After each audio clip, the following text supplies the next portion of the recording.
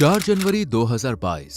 17 साल की जायन फॉस्टर अपनी मां से कहती है कि वो अपने कजिन जेलिन ब्रेयर के साथ जा रही है। जायन की मदर ने भी परमिशन दे दी और रात को लगभग 1 बजे जायन के बॉयफ्रेंड को जायन ने लास्ट मैसेज भेजा, OTW, यानी कि ऑन द वे। इसका मतलब रात 1 बजे जायन अपने घर की तरफ जा रही थी, लेकिन सच तो ये है कि वो कभी घर पहुंची ही नहीं। तो कहाँ गई जायन? क्या हुआ था उसके साथ? कहाँ गई जायन की बॉडी? क्या जायन की मौत का जिम्मेदार उसी का कजन था? आखिर क्या हुआ था 4 जनवरी की रात, जो आज भी एक रहस्य है? क्या ये रहस्य कभी सामने आ पाएगा? आखिर क्यों जेलिन के खिलाफ 2 बार मुकदमा चलाया गया? क्या उसे सजा हुई? ऐसे ही कई सवालों के जवाब जानने के लिए वीडियो में लास्ट तक बने रहिए। लेकिन शुरू करें उससे पहले हमारे चैनल को सब्सक्राइब करके बेल आइकॉन प्रेस कर लीजिए।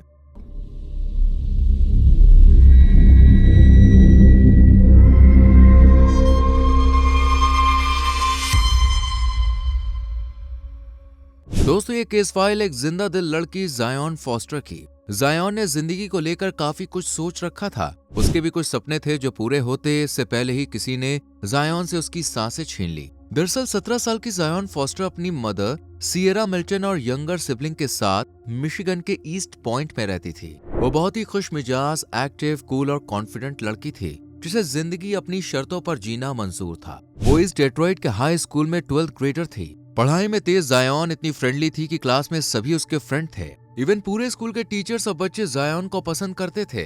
लेकिन जायन की बढ़ती उम्र, दोस्तों की संगति और अपनी शर्तों पर जीने की ख्वाहिश अब कुछ ज्यादा ही प्रोवोक कर रही थी। ज्यादा टीनेजर्स की तरह वो भी रास्ते भटक रही थी। उसे भी यंगस्टर्स की तरह अकेले घूमने का शौक था। वो भी अपने दोस्तों की तरह लेट नाइट पार्टी और भरपूर एंजॉय करना चाहती थी। लेकिन इसके लिए उसे कई बार अपने घर में झूठ बोलना पड़ा, और इसका मेन कारण था सियरा मिल्टन के रूल्स। सियरा असल में सिंगल मदर है। वो अपने पति से अलग रहती है और हर पेरेंट की तरह वो भी टीनेज में होने वाली गलतियों को अच्छे से समझती है। अकेले अपने दम पर बच्चों को पालना और उन्हें हर मुसीबत से बचाना एक अकेली मदर के लिए आसान नहीं होता। इसलिए सियरा ने घर में कुछ रूल्स बनाए थे, कुछ पाबंदियां भी लगाई थी ताकि उसके बच्चे सही राह पर चले। लेकिन जायन को ये रूल्स अब ढोंग लगने लगे थे। उसे अपने ही घर में घुटन सी महसूस होने लगी थी। उसे अपनी मॉम की शर्तें, उनके रूल्स, उनकी बातें जैसे चुभ रही थी। इसलिए महज 16 साल की उम्र में जायन ने पहली बार घर से भागने की कोशिश की। इसके ठीक समय बाद वो भी दोबारा अपनी माँ का घर छोड़कर अपनी ग्रैंड मदर के पास चली गई।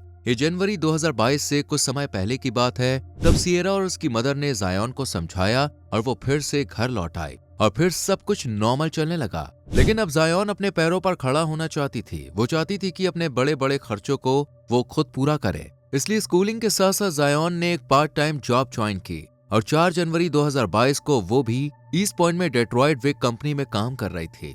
रात के लगभग 10 बजे जायन की शिफ्ट खत्म हुई और उसे पिक करने के लिए उसका बॉयफ्रेंड वर्टी गोंजाल्वेस खुद पहुंचा। वर्टी ने जायन को लिया और उसके घर उसे ड्रॉप कर दिया। लेकिन घर पहुंचने के कुछ देर बाद ही जायन ने अपनी मां से कहा कि वो जेलिन ब्रेयर के साथ जा रही है। जेलिन ब्रेयर असल में जायन का कजन था, जिसके साथ बातें करना, टाइम बिताना जायन को सबसे ज्यादा पसंद था। इसलिए जायन को जब भी मौका मिलता वो जेलिन के साथ निकल जाती। सियरा भी ये जानती थी और पहले भी जायन जेलिन के साथ जा चुकी थी, तो सियरा को भी इसमें कुछ गलत नहीं लगा और उसने जायन को परमिशन दे दी। रात के लगभग 11 बजे का समय हुआ होगा जब सियरा ने अपनी बेटी को घर से निकलते हुए देखा। वो एक प्यारी सी स्माइल देती है और हाथों में छोटा सा पर्स लिए निकल जाती है। सियरा भी चैन से सो जाती है, लेकिन वर्टी गोंजाल्वेस को उस रात जैसे नींद ही नहीं आ रही थी, क्योंकि जायन ने जाने से पहले वर्टी को भी इन्फॉर्म किया था कि वो जेलिन के साथ है। लेकिन उसके बाद से ही उसने कोई मैसेज या कॉल नहीं किया। इसलिए रात के लगभग 12:59 पर वर्टी ने जायन को मैसेज किया कि वो कहाँ है। तब जायन ने लिखा OTV, यानी कि ऑन द वे। वर्टी भी निश्चिंत हो गया, लेकिन इस एक मैसेज के बाद ना तो जायन ने कोई दूसरा मैसेज किया, ना ही कॉल, ना ही कोई वॉइस मैसेज। और ये बात वर्टी को खटक रही थी, क्योंकि जायन ऐसा कभी भी नहीं करती थी। वो जहाँ भी जाती वर्टी को जरूर बताती और कोशिश करती कि हर बार कॉल करके ही बताए। लेकिन इस बार तो सिर्फ एक मैसेज आया और उसके बाद सब शांत। इसलिए उसने जायन को फोन लगाना शुरू किया, लेकिन फोन उठा ही नहीं। बार बार घंटी बज रही थी, पर जायन का फोन मानो किसी अशांत कोने में पड़ा हो, जिसकी आवाज सुनने वाला वहाँ कोई भी नहीं था। रात से सुबह हो गई और सुबह के 7:30 बजे सियरा की आंख खुली। उसे लगा कि जायन घर आ चुकी होगी, इसलिए सियरा ने जायन को घर में तलाशना शुरू कर दिया, पर वो कहीं नहीं थी। सियरा जायन को ढूंढ ही रही थी कि ठीक 8 बजे वर्टी का उन्हें मैसेज आया, क्या आपने जायन को देखा है? उसने लास्ट मैसेज किया कि वो रास्ते में है, लेकिन उसके बाद से ही उसने फोन नहीं उठाया। ना ही अभी तक कोई मैसेज आया है। ये मैसेज पढ़ते ही सियरा के दिल की धड़कनें बंद हो गई, पर उसे याद था कि जायन जेलिन के साथ गई थी। इसलिए सियरा ने जेलिन से बात की, उससे पूछा कि जायन कहाँ है। लेकिन जेलिन का जवाब सुनते ही सियरा के पैरों तले जमीन खिसक गई, क्योंकि जेलिन का कहना था कि जायन यहाँ आई ही नहीं, यहाँ तक कि वो पिछले 1 साल से जायन से मिला ही नहीं है। ये सुनकर तो सियरा के मानो होश उड़ गए, लेकिन वो मानने को तैयार ही नहीं थी कि जायन बीती रात जेलिन से नहीं मिली। उसे यकीन था कि जेलिन कुछ तो छिपा रहा है। उसके हाव भाव, एक्टिंग और घबराहट ये बता रही थी कि कुछ तो गड़बड़ है। इतने में वोटी भी वहां पहुंच गया और उसने कुछ सबूत दिखाए जो ये बता रहे थे कि लास्ट नाइट जायन जेलिन के साथ थी। जैसे उसके फोन की लोकेशन जो जेलिन के घर के पास की थी, पर जेलिन के अनुसार जायन ने किसी और का नाम और उसकी पहचान छुपाने के लिए जेलिन की लोकेशन यूज की होगी। हालांकि ये सेंसलेस जवाब था, इसलिए सियरा और वोटी ने पुलिस के पास जाने का फैसला किया, पर जेलिन उन्हें बार बार पुलिस के पास जाने से रोक रहा था। पुलिस का नाम सुनते ही जैसे जेलिन के माथे पर टेंशन की लकीरें उमड़ आई थी, मानो वो जानता हो कि जायन कहाँ है और उसके साथ क्या हुआ है। जेलिन का ये बिहेवियर सियरा और वोटी को खटक रहा था, इसलिए वो बार बार जायन के बारे में पूछते हैं और पुलिस के पास जाने की धमकी देते हैं। लेकिन हर बार जेलिन का एक ही जवाब था, इसलिए वोटी और सियरा पुलिस के पास गए, लेकिन पुलिस ने केस दर्ज करने से इनकार कर दिया। दरअसल जायन इससे पहले 2 बार घर से भागने की कोशिश कर चुकी थी और दोनों ही बार मामला पुलिस तक पहुंच चुका था। इसलिए पुलिस का कहना था कि इस बार भी जायन कहीं भाग गई होगी, लेकिन सियरा जानती थी कि कुछ तो गलत हुआ है, इसलिए उसने वोटी और कुछ रिश्तेदारों के साथ प्रदर्शन किया। देखते ही देखते ये बात पूरी ईस्ट पॉइंट में फैल गई कि एक 17 साल की लड़की गायब है। इसलिए सियरा के प्रदर्शन में लोग जुड़ते चले गए और पुलिस को ना चाहते हुए भी केस फाइल करना पड़ा। पुलिस के सामने एक ही सस्पेक्ट था और वो था जेलिन, इसलिए केस में पूछताछ की शुरुआत जेलिन से हुई। लेकिन सियरा और वोटी के लिए जेलिन ने पुलिस को भी वही कहानी सुनाई कि वो जायन से पिछले 1 साल से मिला ही नहीं है। दोनों की मुलाकात 2021 के मई महीने में हुई थी। इसके बाद वो कहाँ है, कहाँ गई, जेलिन कुछ नहीं जानता। अपनी बात को प्रूव करने के लिए जेलिन ने कई सबूत भी दिखाए, जिसमें सबसे पहला था सीसीटीवी फुटेज। ये फुटेज उसके घर के बाहर लगे कैमरे का था, जिसमें 4 जनवरी 2022 की रात को जायन उसके घर के आसपास भी नहीं थी। लेकिन इस फुटेज में एक चीज सस्पिशियस थी और वो थी टाइम ड्यूरेशन। दरअसल सीसीटीवी में कुछ टाइम कटा हुआ था, यानी फुटेज पूरी नहीं थी, जो इस बात की ओर इशारा कर रही थी कि जेलिन कुछ तो छुपा रहा है। इसके अलावा वोटी के पास जायन की लास्ट लोकेशन थी जो जेलिन की तरफ इशारा कर रही थी। हालांकि ये सबूत उसे अरेस्ट करने के लिए काफी नहीं थे, इसलिए पुलिस ने आसपास के घरों में लगे सीसीटीवी कैमरे भी खंगालने शुरू किए, जिसके बाद पुलिस के सामने 2 फुटेजेस सामने आई जो बहुत ही ज्यादा हैरान करने वाली थी। पहली फुटेज जेलिन के ही पड़ोसी के घर के बाहर लगे कैमरे की थी, जिसमें रात के लगभग 11:15 पर जेलिन की कार उसके घर के ठीक सामने पार्क की जाती है और कार में से 2 लोग निकलते हैं, एक लड़का और एक लड़की। यहाँ लड़का जेलिन था और लड़की जायन, यानी जेलिन का पहला झूठ पकड़ा गया। इसके बाद इसी कैमरे की दूसरी क्लिप में रात के लगभग 1 बजे जेलिन अपने घर से बाहर निकलता है और अपनी कार को रिवर्स कर बैकयार्ड में जाता है। इसके बाद वो अंधेरे में कहीं जाता है और ठीक 10 मिनट बाद वापस लौटता है और कार सेम जगह पर पार्क करके वापस घर के अंदर चला जाता है। अगली क्लिप एक अनदर सीसीटीवी कैमरे की थी, जिसमें जेलिन 5 जनवरी की अर्ली मॉर्निंग अपनी कार को धो रहा था, जबकि इस वक्त लोग ठीक से सोकर भी नहीं उठते हैं।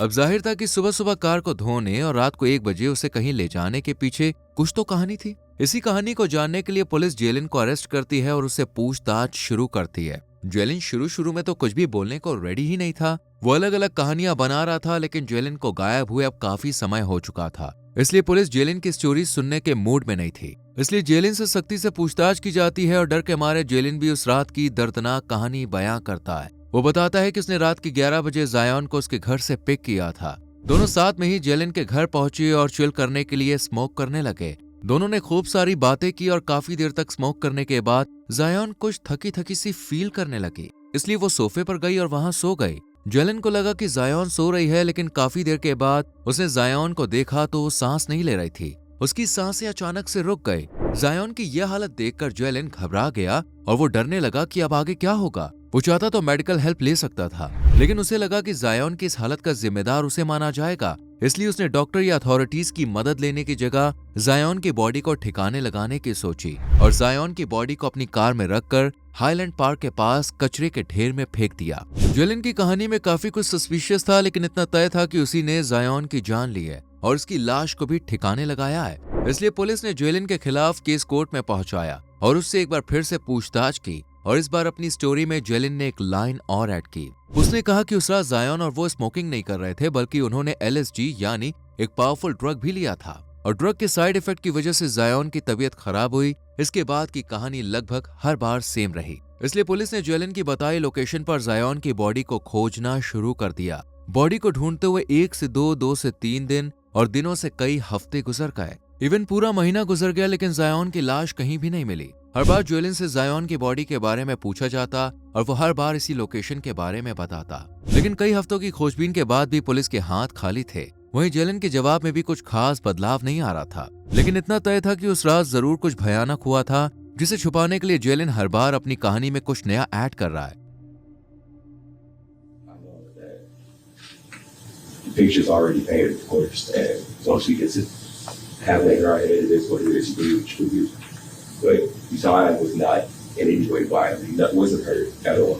And they said that I never wanted to apologize, but I never tried to apologize. That's not true. What I say is I know that my apology is worth nothing because you can't change what I did. लेकिन हर सबूत जेलन की तरफ था, यहाँ तक कि उसका phone भी, जिसका डेटा काफी सस्पिशियस था। हैरानी की बात यह थी कि जायन के गायब होने के लगभग 2 दिन बाद ही जेलन ने फोन से पूरा डेटा डिलीट कर दिया। वहीं जायन की फैमिली परेशान थी। सियरा को डर सता रहा था कि क्या वो अपनी बेटी को कभी देख पाएगी या नहीं। उसके दोस्त परेशान थे और पूरा शहर पूछ रहा था कि जायन गई तो गई कहां। कोर्ट में इस केस का ट्रायल शुरू हुआ और पुलिस ने जेलन के खिलाफ इकट्ठा किए गए सभी डिजिटल सबूत कोर्ट के सामने पेश कर दिए, जिनमें सीसीटीवी फुटेज, जेलन के अजीबोगरीब एक्टिविटीज और उसके फोन का डेटा और जायन के साथ उसके मैसेजेस भी थे, जो साफ जाहिर कर रहे थे कि जेलन और जायन एक दूसरे से काफी अच्छी तरह से कनेक्टेड थे। दोनों एक दूसरे के साथ अक्सर टाइम गुजारा करते थे। सभी सबूत जेलन की तरफ इशारा कर रहे थे, लेकिन इसके बावजूद जेलन की तरफ से लॉयर उसे डिफेंड करने की कोशिश करते हैं। उनका कहना था कि जो कुछ भी हुआ वो सिर्फ एक इंसिडेंट था। जायन को मारने के पीछे जेलन का हाथ नहीं है। हाँ, वो थोड़ा डर गया था, इसलिए उसने किसी की हेल्प नहीं ली और जायन की बॉडी को डंप कर दिया। वहीं सियरा अपनी बेटी के लिए इंसाफ मांगती है। सियरा के साथ साथ हर कोई जानना चाहता था कि जायन के साथ क्या हुआ था, लेकिन हर बार की तरह इस बार भी जेलन कुछ खास रिस्पॉन्स नहीं देता है। हालांकि 30 मार्च 2024 को वो कोर्ट के सामने कबूल करता है कि उसने जायन को कूड़ेदान में फेंका था, लेकिन जो कुछ भी हुआ वो बस एक हादसा था। जायन मारिजुआना पी रही थी कि तभी उसकी सांसें रुक गई और जेलिन ने घबराहट में उसे कूड़ा घर में डंप कर दिया, जबकि सियरा का कहना था कि उसने जेलिन पर भरोसा किया था, पर अब शायद इस भरोसे का नतीजा ये होगा कि वो अपनी बेटी को कभी भी नहीं देख पाएगी। इस पूरे मामले में कोर्ट ने सबूतों को देखा और जेलिन को क्रिमिनल पाया, जिसके बाद उसे 23 महीने से लेकर 4 साल तक के लिए मिशिगन सुधार विभाग की हिरासत में भेज दिया गया। लेकिन सिर्फ 10 महीने की सजा काटने के बाद साल 2023 में जेलिन को रिहा कर दिया गया। बट जून 2023 में एक बार फिर से जेलिन पर 2nd डिग्री हत्या का आरोप लगाया जाता है, क्योंकि पूरा 1 साल गुजरने के बाद भी जायन की बॉडी कहीं नहीं मिली थी। इस तरह लगभग 1 साल बाद 6 मई 2024 को एक बार फिर से इस केस का ट्रायल शुरू हुआ और 7 मई तक मुकदमा चलता रहा, जिसके बाद 16 मई 2024 को ज्यूरी ने सभी सबूतों के आधार पर जेलिन को जायन की हत्या करने का दोषी पाया। साथ ही उसके ऊपर सबूतों से छेड़छाड़ करने का आरोप भी लगा और सबूतों से यह आरोप भी प्रूव हो गया, जिसके बाद जेलिन को 2nd डिग्री मर्डर, सबूतों के साथ छेड़छाड़ का आरोपी मानते हुए सजा सुनाई गई। इस तरह जेलिन को जायन की हत्या के लिए 30 से 90 साल, जबकि सबूतों को मिटाने और उनसे छेड़छाड़ करने के लिए 50 से 100 साल की सजा हुई। इस तरह जेलिन की पूरी जिंदगी जेल में कटेगी। हालांकि सियरा और वर्टी को आज भी ये दुख है कि वो जायन का अंतिम संस्कार भी नहीं कर पाए। इवन वो तो जानते भी नहीं कि जेलिन ने उसकी बॉडी के साथ क्या किया, जायन कहाँ गई, उस रात क्या हुआ था। तो दोस्तों, ये थी एक मिस्टीरियस मिस्ट्री जो सही मायने में आज भी अनसॉल्व्ड है। आपका क्या कहना है इस केस फाइल के बारे में? कमेंट जरूर करें। वीडियो को लाइक और शेयर करके चैनल को सब्सक्राइब करके बेल आइकॉन प्रेस करें। मिलते हैं अगली वीडियो में।